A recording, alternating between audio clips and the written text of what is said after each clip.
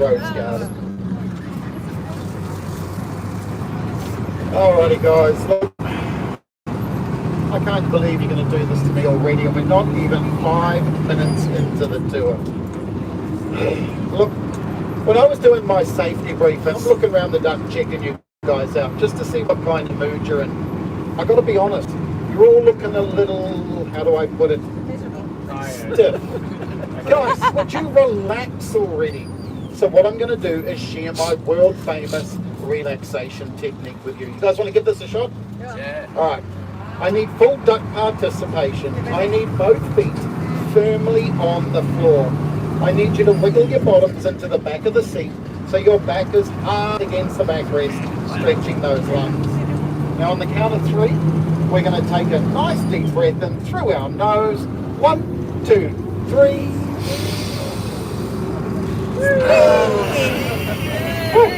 I'm feeling good. What about you guys? You feeling good? Stinky. So stinky. Somebody fly. Oh, did you guys smell something stinky?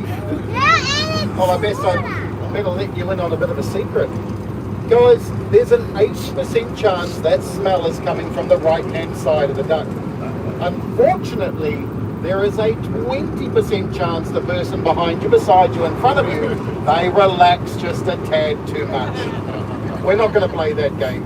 We're going to go with the right-hand side. So I'm going to slow up here, guys. What I want you to do is look at the colour of the water. Does that look normal to you? It's a real white, creamy colour, right? So why is it like this? Well, this area of the lake is called Sulphur Bay.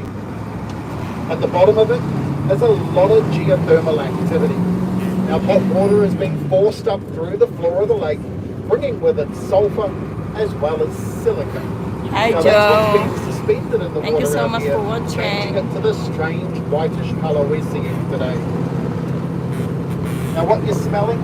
Well, the main gas is sulphur dioxide, giving Rotorua that lovely rock neck smell. What's good news? Well, it's one of the only cities in the world you can fart and get away with it, right? Fantastic. Love it.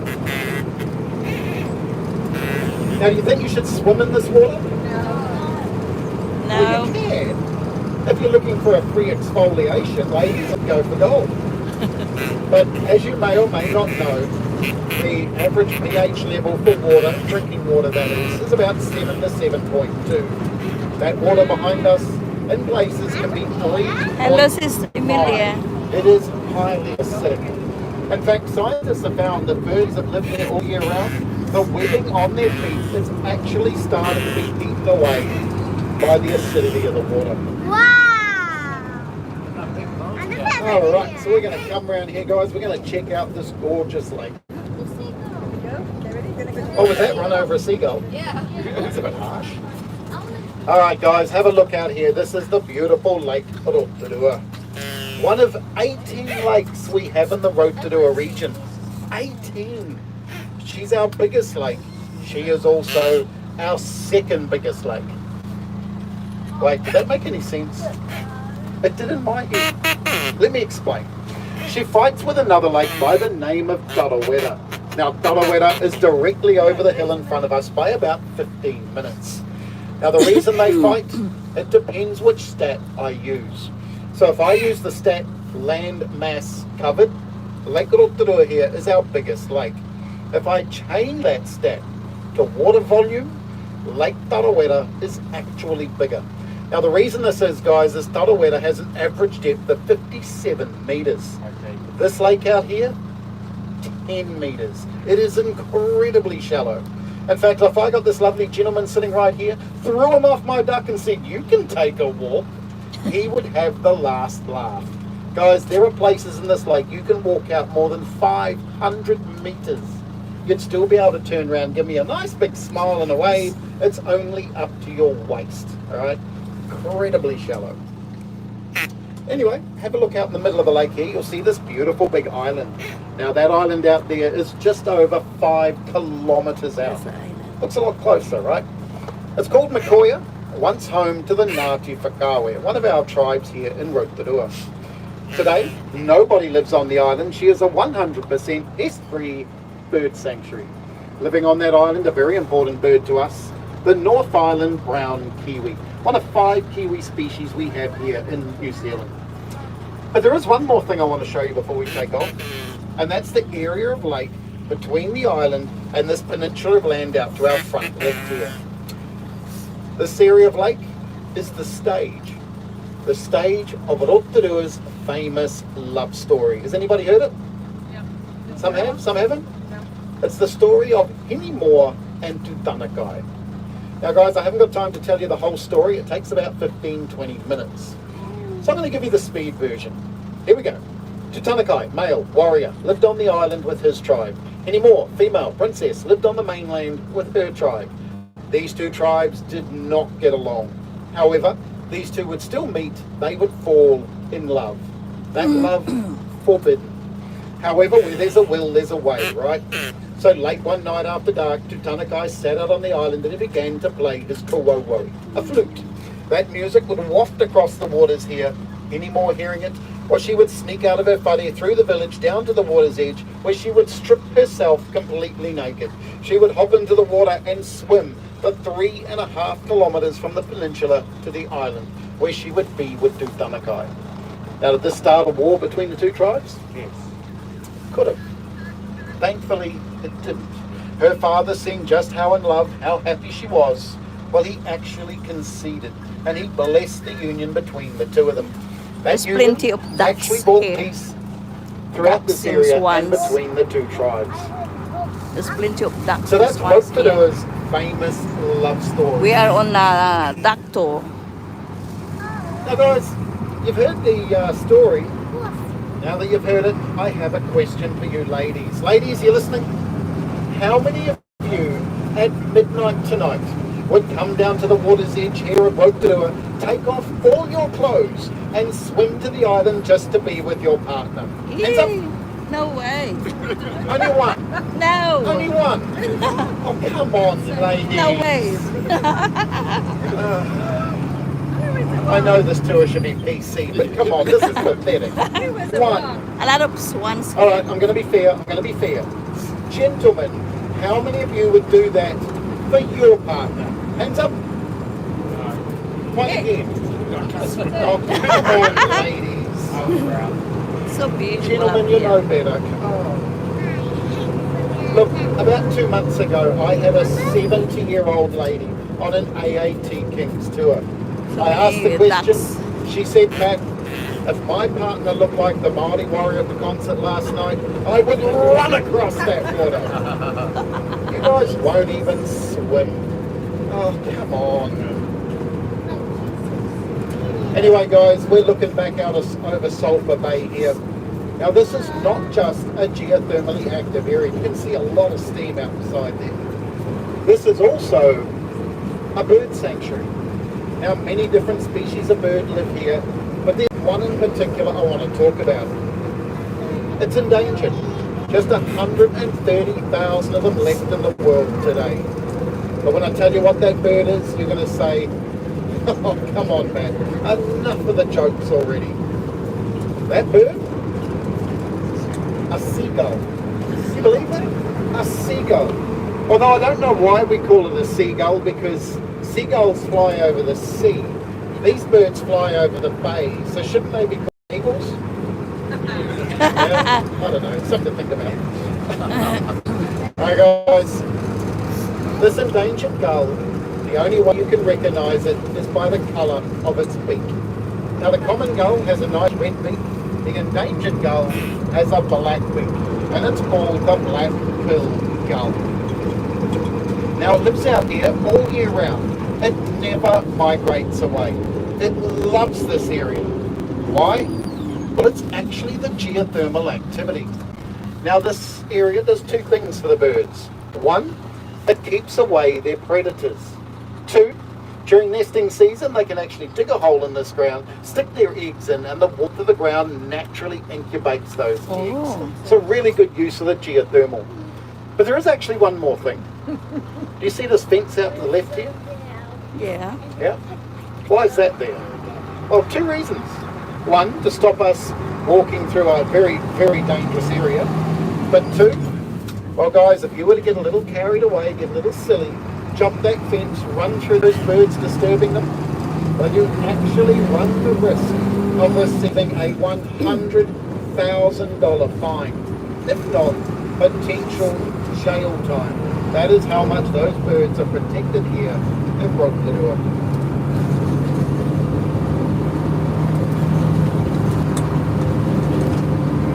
Alright guys, so we're going to come up around the corner here. There's something pretty cool I want to show you. You're going to love it. I'm sure you are.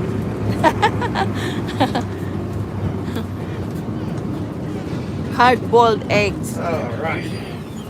Now guys, you look out to the right hand side, you're going to see the most incredible collection of scaffolding and white plastic you've seen in ages. It's gorgeous. It's amazing. Oh, I know, right? It's just modern architecture at its brilliant best. That's the Do you know what's museum. A house. Museum. The museum. Yeah. Well, you'd be correct, but you'd also be wrong. Today, she's our museum, but she actually started her life in 1908. She was Rotorua's bathhouse. So this is where you could come to bathe in the mineral-rich geothermal water. Thought to be like the Fountain of Youth, guys. The more you bathe in it, the more youthful you stay, right? £2 per person is what they would charge. What does that equate to today? Between $400 and $450. Imagine paying that just to have a bath. This tour would be pretty stinky right now, wouldn't it? Yeah. Anyway, guys, she would stay open right through to about 1966 when she would finally close. Two main reasons. One, they were forever working on the plumbing. The geothermal water highly corrosive. It's talking The about second that one. reason, well, more modern facilities had opened up within the city by this time. Now, she stayed empty for a little while. Her next stint, believe it or not, a jazz nightclub of all things, would you believe, called the Tudor Towers. I mean, that's a natural flow, right? Yeah. Bathhouse to nightclub. Yeah. Eventually that would close, same issues, maintenance. In the early 1990s, our council would come in, they would refurb her inside and out, and she'd be opened as the museum in 95. And she's that to this very day. Doesn't look very open though, does it? No. Guys, she's actually been closed since around 2016. Why? Well, the massive Kaikoura quakes that rocked New Zealand damaged the foundations of this building. Now the council, believing she was no longer earthquake safe, they were going to come in with their big bulldozers and demolish her. What did the locals say? Oh, no, you are not. That is the heart of Rotorua. So we won the argument, guys, at the cost of just over $115 million. She has been fully refurbished, strengthened, and we hope to have her back by the end of this year.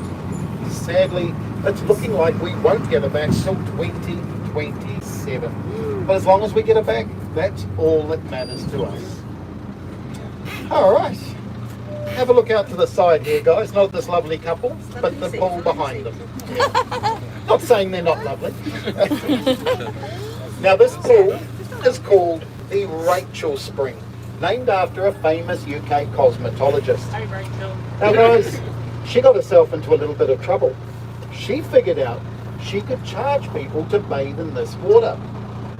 But she discovered something else. Apparently, if you charge the people twice as much, the water works twice as well. Did you know that? Yeah, she got herself in a bit of trouble and sent back to the UK. Anyway, guys, it's Māori name, whangapapero. Does anyone know what that translates to? No. Take a nice big deep breath in through your nose, you will translate instantly.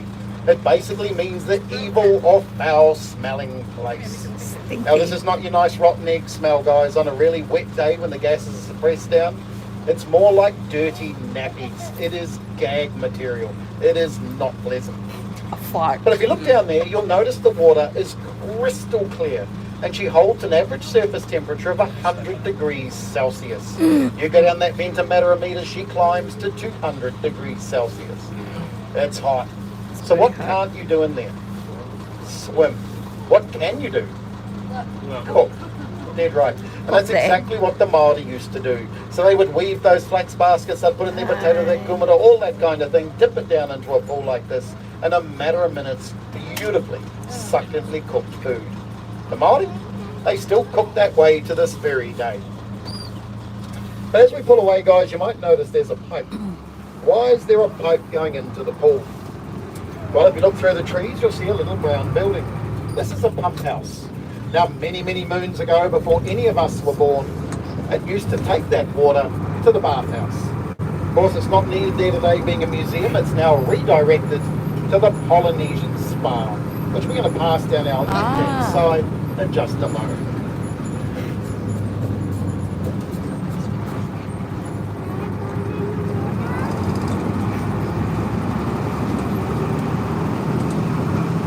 Righty guys, so here we go, out to our left-hand side, the beautiful Polynesian Spa.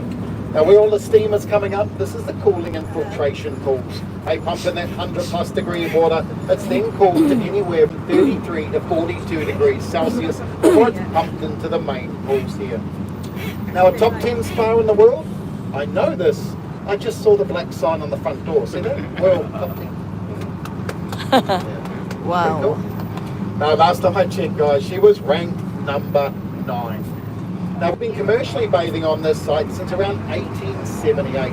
So she has a rich, rich history here in Rotorua. Now, she was government owned for most of her life until she would finally go into private ownership in 1972. The name would be changed from the Ward Bars to the Polynesian Spa, or as we locals grew up calling it, the good old Polly Halls. So this is where you can come, guys, to bathe in our mineral-rich geothermal water. You can have mud therapies, full-body massages, facials for the ladies, you name it, there is something for everyone. But if all you do, at absolute minimum, is have dinner tonight, come down to a facility like this one, bathe in that mineral-rich geothermal water for even just an hour, I guarantee you'll go back to your accommodation, you will slip between the sheets. Next thing you know, sun's up, the birds are chirping, you've had one of the most relaxing night sleeps you've had in a long, long time. That I guarantee you.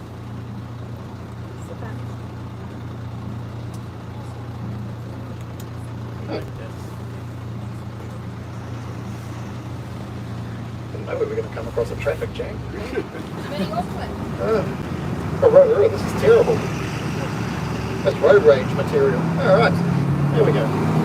Anyway guys, that concludes the city portion of the tour. We're going to cruise out onto the main road now. Now if you are wearing a hat, I suggest turning it around into go fast mode. I don't want to brag, but Lucy is quick. 0 to 100 in just 8.4 weeks. Alright, here we go. As they say in New Zealand, I'm going to give her some jangle.